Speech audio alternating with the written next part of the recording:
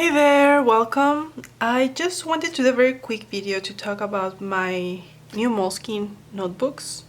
The thing is, I just got this one yesterday and I was so excited because it has the blue quality control sticker. And I touched the paper and it is the good Moleskine paper. And here's the thing, for those of you who are familiar with Moleskine, you know, it doesn't have the best paper quality. If you like to work with fountain pen, if you like to work with mixed media, even if you like to work with gel pens that are very dark, that have very dark ink or are kind of juicy, you know, that throw a lot of ink, Moleskine paper is not great. It tends to have lots of ghosting and bleed through, and it's not great. Many people like them because you can find them everywhere. You can get them on sale, and I mean, for the most part, I think they are good notebooks. The binding is good quality. They stand a long time. I have had issues with the soft covers, and I think that's because of the weather where I live. It tends to be very, very hot in the summer, very, very humid in the winter. So I think that damages this material with time. But aside for that, I think they are good notebooks.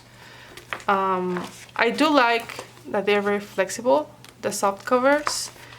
They open completely flat, even the hard covers. And the binding, it does a very good job holding everything in place. The size, I think, is a huge plus for these notebooks.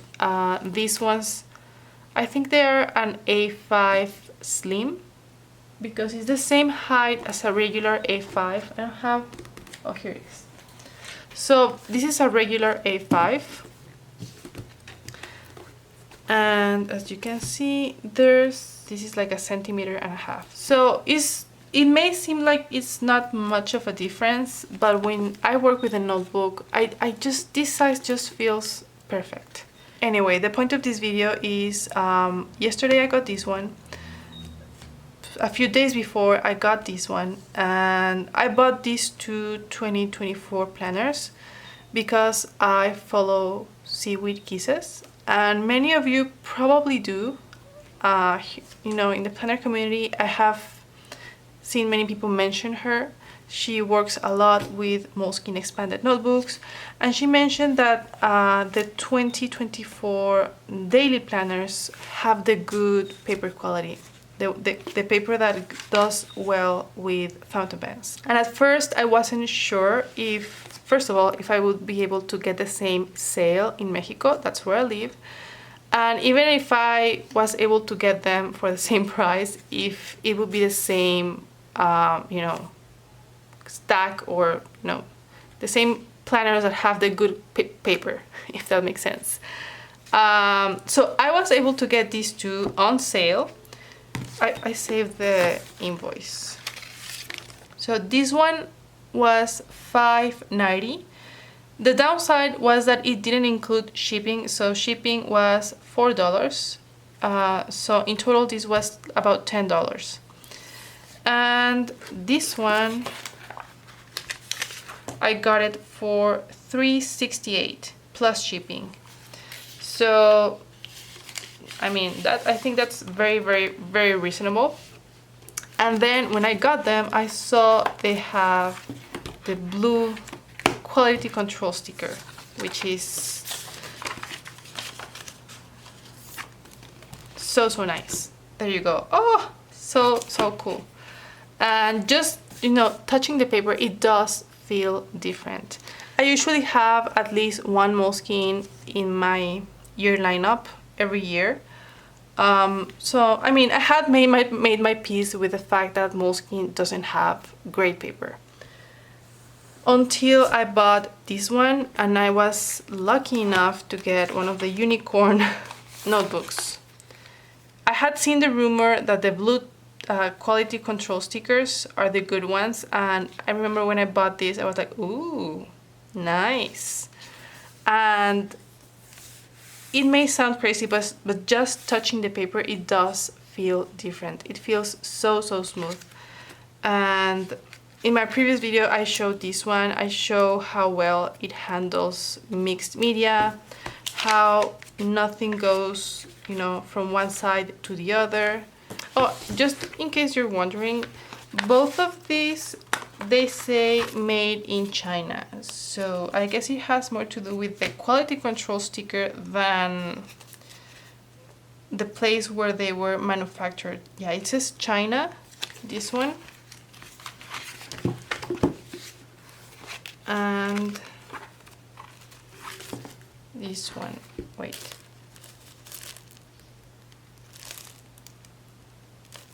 Yeah, China. Made in China. Manufactured in China.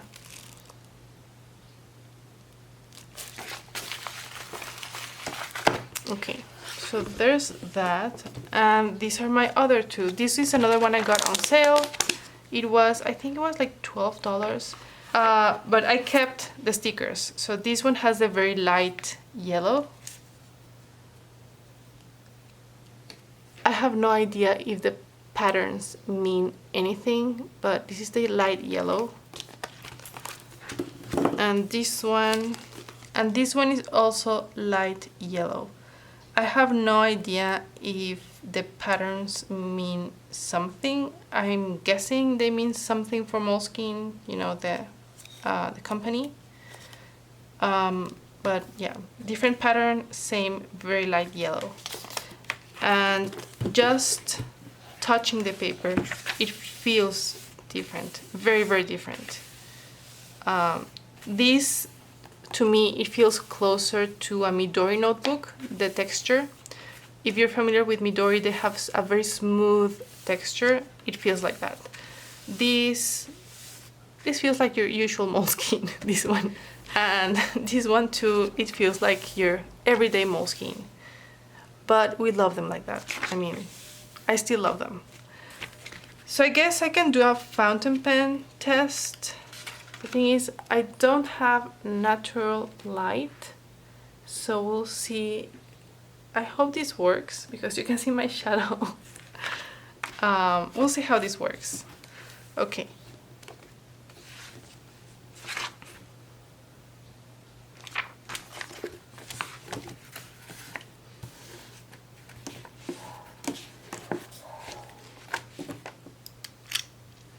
This is what is this? A sailor pen I use for drawing. It has a slanted tip. I think it's like 55 degrees or something like that. It comes like that. I did not bend it. And that's because it allows me to have, you know, thick lines and very thin lines and everything in between. If you like to sketch, this is a great pen for that. So we have some lines in there. Yeah. Huge bleed through. I mean, that's awful.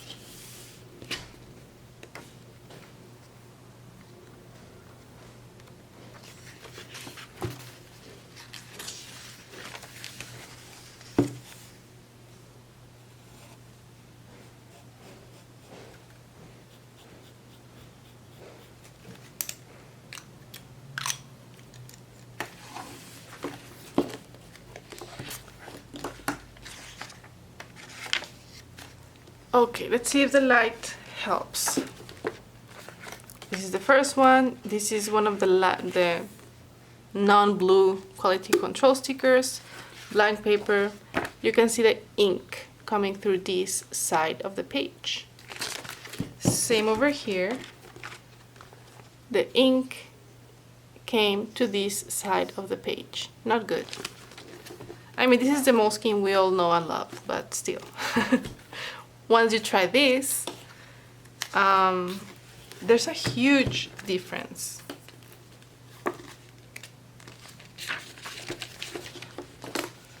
There. Okay, you can see there's some ghosting, but no bleed through. Can you see that? Same with this one.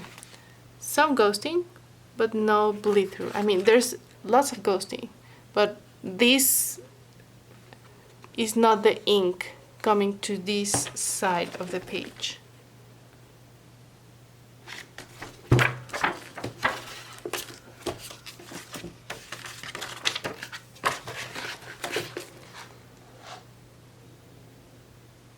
And that's why those of us who like Moleskine, when I heard that the 2024 planners had the good paper, I ran to Amazon and tried to get them. Because this is like a Moleskine with Midori paper. And I do like Midori, but I mean, this is 400 pages, but it is not that huge thing that Midori has with their A5 notebook. This somehow feels more portable, and I like my covers, because Midori has that kind of cardstock covers. They're okay, but I don't love them. These I do like. Anyway, that's the first pen. I will stick with two notebooks because it seems like these two have the same kind of paper and these two have the same kind of paper. So let's do these two.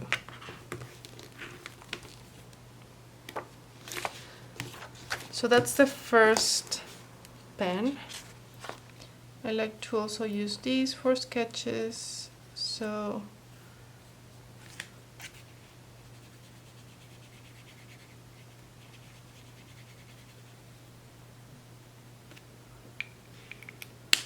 there's that, and there's, I mean, even these, I don't know why in the regular Moleskines my liners look awful.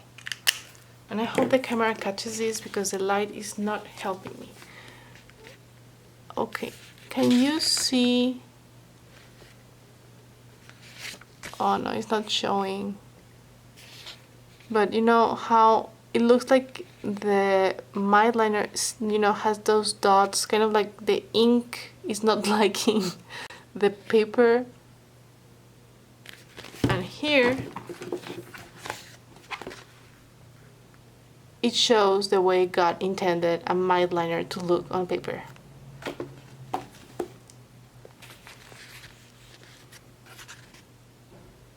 I don't think the camera is catching. I think I will have to do this in the daylight. I will have to check on my computer. But there's the mild liner. And let's see the back side. Okay, so brush pen. It just came to the other side. I mean, it's a continuation of my drawing. And like I said, I have made my piece with this. But if I can get more of this, that would be awesome. It's not coming to this side. Let me put more ink.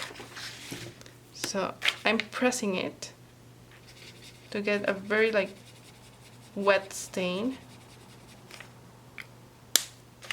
And nothing. I think these two are the ones that show best why those of us who like Moleskine are so excited about the unicorn Moleskines. Once the ink set on this stain, there is some bleed through, but just some dots, nothing major. I mean, I can still use this side of the page. I can still write, I can still paint. Over here, everything came to this side of the page, even the mild liner where it started and it ended. Okay, let me try gouache, which is what I use the most.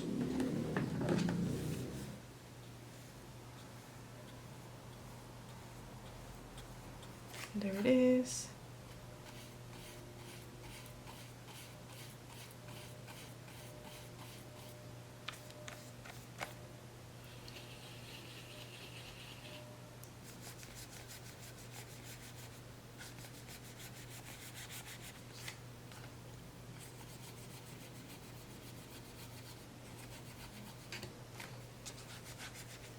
You see all those dots?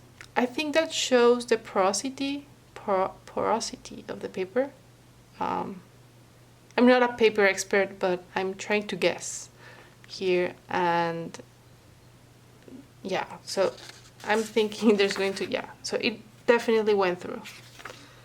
There was a lot of water. Over here, this side doesn't look wet. It buckled, but it doesn't look like, you know, like this, like there's water on this side. Can you see that?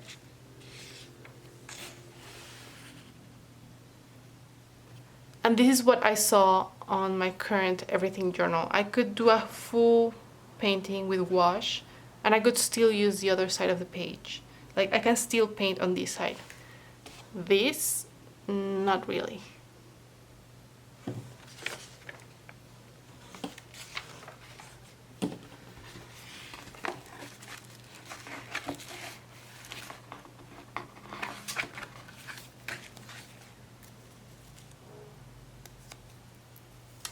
So this is one.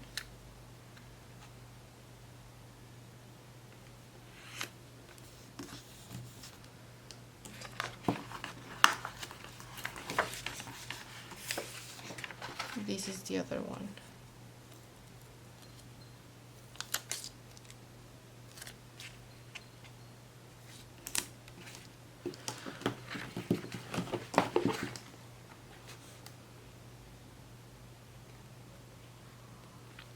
I will wait for these to dry up and then maybe with daylight do a closer comparison of this paper. Also to be able to compare how much the paper buckles, if it goes back to normal, those kinds of things. But this confirms what I have seen in my own everything journals. Let me find it.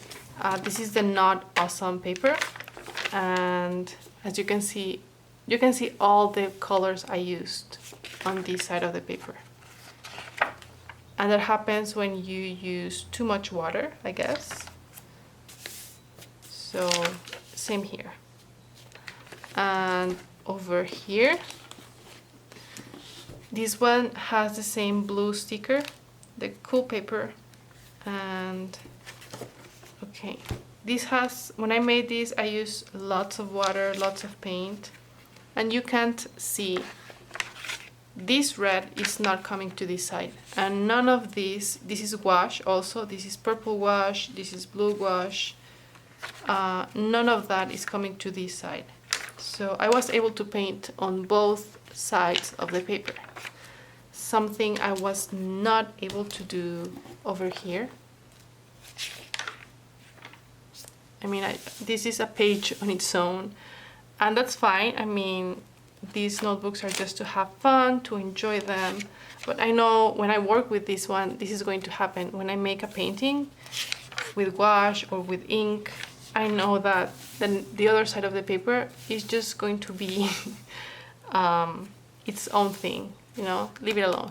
Or maybe, I mean, I could cover something like this, you know, with one of my kids' drawings or something like that. That's always an option. But it's, you know, there it is. That's the difference.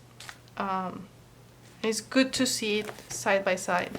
Now I have natural light coming through my window, so it should look better on camera.